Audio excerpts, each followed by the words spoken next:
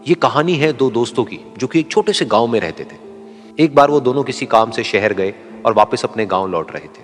उनके गांव तक पहुंचने के लिए उनको एक घने जंगल से होकर के गुजरना था। और जब वो उस जंगल से गुजर रहे थे तो एक दोस्त को प्यास लगी और वो पानी ढूंढने के लिए रास्ता भटक गए।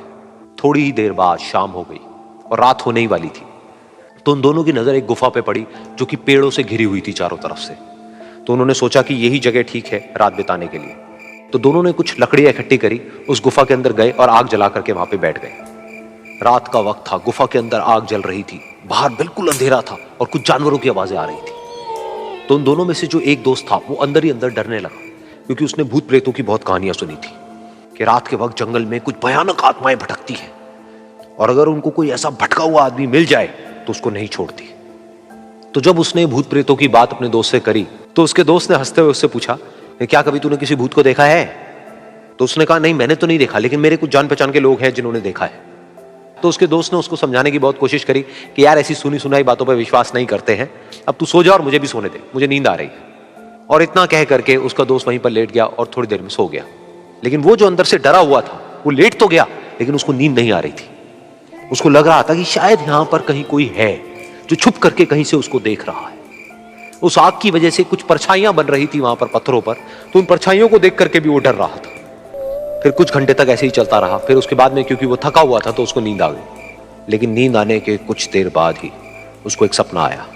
सपने में उसको एक बहुत ही भयानक परछाई उसकी तरफ बढ़ती हुई नजर आई। अब जैसे जैसे वो अंदर से डरता चला जा रहा था, वो परछाई उसके और पास आती चली जा रही थी और बड़ी होती चली जा रही थी। और उस परछाई में एक हाथ उसको नजर आया जिसके बड़े बड़े नाखून थे, और वो हाथ उसकी तरफ बढ़ता चला गया और उसके गले तक पहुंचने ही वाला था कि तभी वो डर करके एकदम से उठा।